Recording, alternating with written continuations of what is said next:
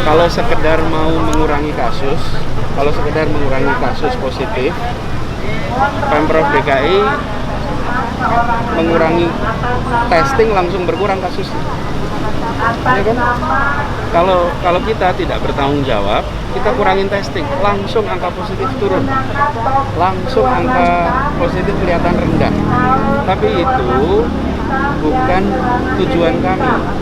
Tujuan kami justru menemukan yang positif, mengisolasi yang positif. Karena itu kami meningkatkan testing. Ketika meningkatkan testing, maka warga yang sudah terpapar jadi ditemukan. Lalu angka positifnya tentu saja menjadi bertambah. Tapi angka positif bertambah itu dalam rangka menemukan orang-orang yang positif supaya bisa diisolasi. Karena itu menurut saya masyarakat jangan hanya melihat angka pertambahan kasus. Karena kalau lihat angka pertambahan kasus, kemudian dikesankan kalau kasusnya tambah berarti masalah. Kalau kita menemukan berarti kita mengurangi masalah.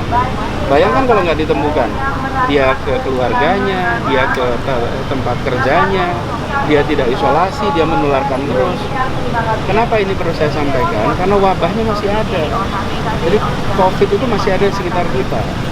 Justru yang harus dikerjakan adalah nambah testing. Otomatis akan nambah kasus. Yang harus kita lihat apa? Prosentase positif. Berapa yang dites, berapa yang positif. Prosentase positif itu akan disebut sebagai aman bila dia di bawah 5%.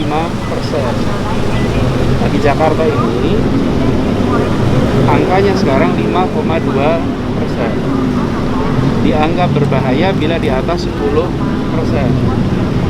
Jadi saya usul pada teman-teman juga, jangan hanya melihat angka pertambahan kasus, tapi lihat prosentase positif. Itu akan lebih menggambarkan situasi yang dihadapi di sebuah wilayah. Karena begini, kami tidak ingin mengurangi jumlah testing hanya untuk memberikan kesan aman. Kami justru mau menambah testing supaya bisa menemukan yang positif yang sedang berada di luar, yang semula tidak tahu. Karena 66% dari yang ditemukan positif itu adalah tanpa gejala. Nah, kalau orang tanpa gejala tidak diketahui, berbahaya. Karena itu saya ingin garis bawahi pada semuanya, kami akan terus meningkatkan testingnya. Kami akan terus mencari mereka yang positif tanpa gejala, supaya mereka bisa isolasi, supaya masyarakat kita bisa selamat. Target per hari, Pak? Kalau tergantung ya, tergantung pada kebutuhan.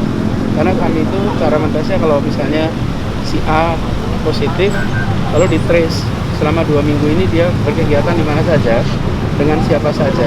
Lalu orang-orang yang berkegiatan didatangi dan dites.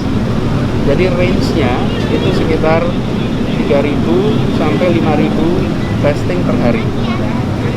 Tergantung kebutuhan, 3.000 sampai 5.000. Pekan lalu saja dalam 1 minggu itu dilakukan testing sekitar 37.000. Kalau 37.000 bagi 6, bagi 7, kira-kira berapa? Sekitar ya 5 ribuan kan? 5 ribuan testing. Jadi kira-kira seperti itu.